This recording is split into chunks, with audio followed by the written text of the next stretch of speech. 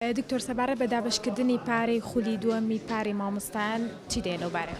لەم هەفتەیە کە ئێمە تیاداین 2 ملیار و 44 میلیۆن دینارە پارەی خولی دووەمی ساڵی ڕابردوو دەدرێتە مامۆستایانی خۆشەویست و دڵنیایان دەکەم ئەی خولی یەکەمی ئەم ساڵیش بە زووتری کات ئینشاڵڵا بۆیان دابین دەکەین. سەبارەت بە پرسیاری تاقیکردنەوەکان پارچەند دەنگۆیەک هەبوو دزراوە یاخود لەو بابەتە ئێوە ئەڵەن چی ئەو دەنگوانە ڕاست بوون؟ ئەوەتەی تاقیکردنەوە هەیە ئەو پرۆپاگەندانە هەیە بەڵام هیچ ئەسڵ و ئەساسی نییە. من خوێنکار و قوتابیان دڵنیا دەکەمەوە کە شتیوان نییە و ناژبیت تکایان لێ دەکەم کە گوێنەدە ناو قسە قسەڵۆکانە بخوێنن تەنیا اعتیماد لەسەر کتابی خۆیان بکەن.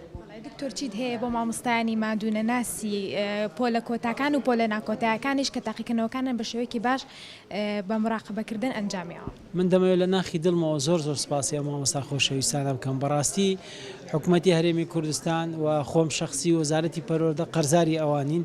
من دڵنیام ئەو مێژوەی ئەوان تۆماری دەکەن بۆ خزمەتکردنی منداڵانی کوردستان قەت بە فیڕۆناچیتن.